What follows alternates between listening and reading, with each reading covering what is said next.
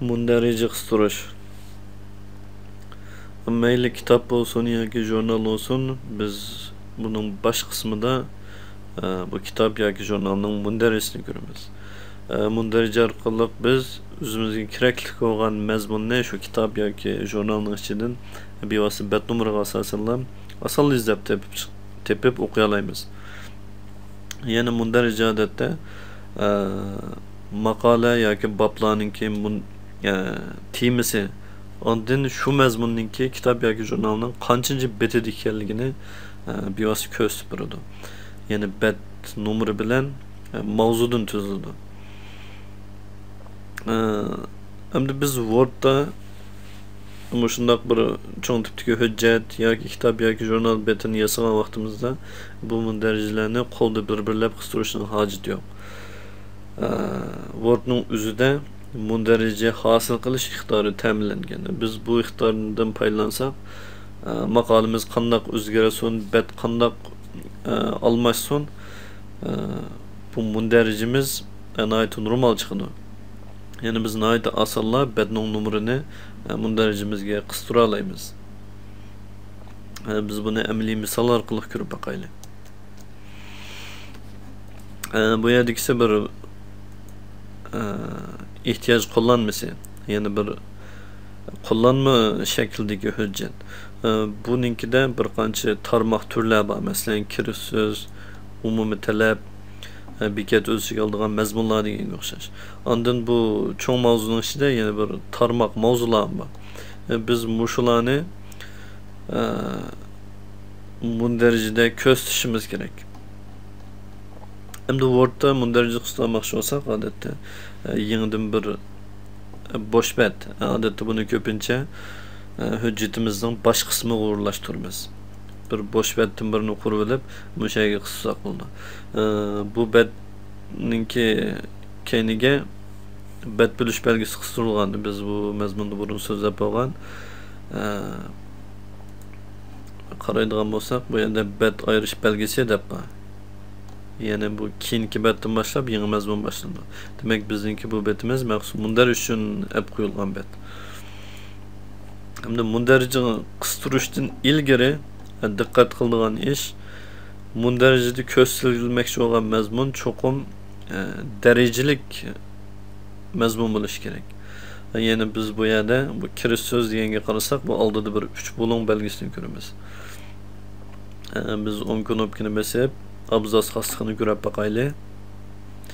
Abzasning ichida bu yerda xulosa darajasi degan yerda 1-daraja deb turadi. Mundarijiga faqat shu darajasi bekitilgan mazmunlar chiqadi. Boshqa bu odatdagi tekst mundarijida ko'rinmaydi.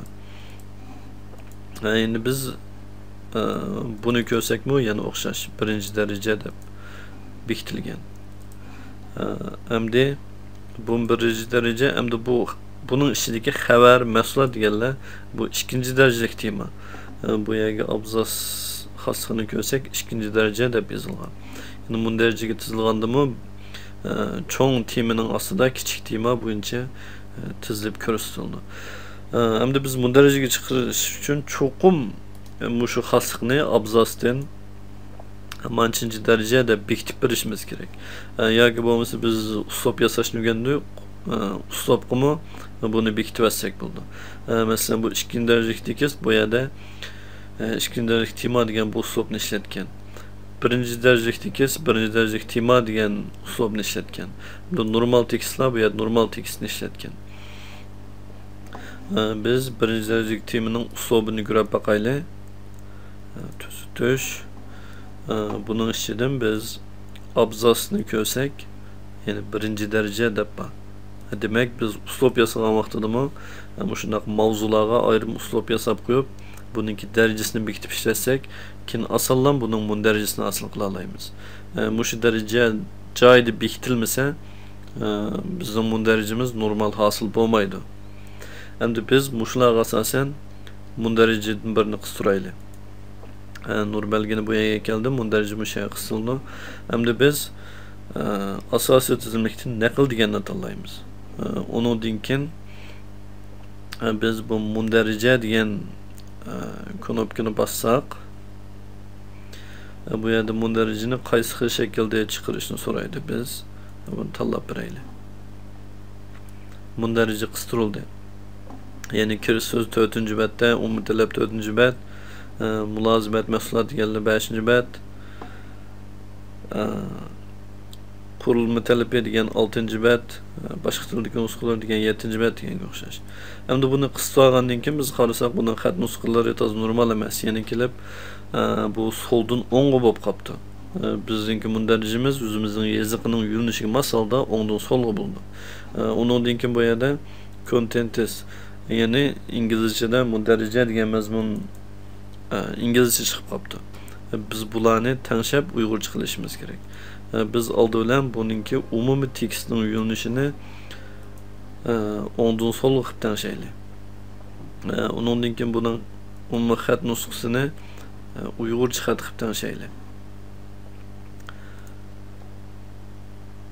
Tanışıldı. Endi biz bu mavzuni o'zgartib uyg'urcha yozib olaylik. Mundarija. Buni o'ttirg'i to'g'rilaylik. Buning xat nusxasi yana bu asosiy tekstdan farqli holat bo'lsin. Yana bunga al-kotib tom degan xat nusxasini tanlaylik. Buning tomligini yo'q qilmasak bo'ladi. Chunki bu aslida tom xat. Bunun rengi kök bo'lib qopti. Biz buni yana qora rangga eklaylik. Avtomatik. Yani biz hujjatimizga mundarijdan birini qistirdik. Endi diqqat qiladigan bir ish. Biz mundarijni qistirib bo'lgandan keyin yana asosiy tekstga nisbatan o'zgartirish kirgizishimiz mumkin. Bu vaqtda batlarninki o'rnida yo'tkilish yuz berishi mumkin. Ya'ni ma'lum ko'proq mazmunnikini qistarsak, yozsak yoki o'chirsak, batninki, ya'ni mavzularninki, bu temalarninki batdagi o'rni o'zgaradi.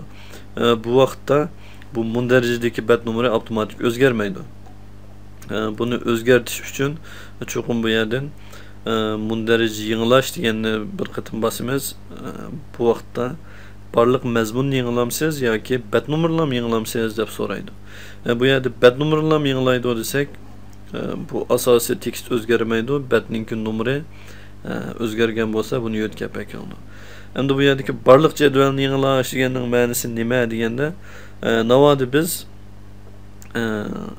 tekstni ham o'zgartmay mavzularni, ya'ni mundarijada ko'rinadigan mavzularni tahlilgan bo'lsak, ya'ni buning imlosini tuzatgan bo'lsak yoki yangidan qo'shgan, o'chirayotgan bo'lsak, bu vaqtda barliq jadvalni yangilash deganni tanlasak, bu mazmunlarmi, ya'ni mavzularmi birga o'zgaradi. Yani bu mundarija qistirish usuli. Bu mazmun asli qistirish degan temada so'zlanish kerakdi. Lekin bu bevosita uslub xosliqlarga munosabatli bo'lganligi uchun navbatdagi uslub temasiga kirgizib so'zlandi.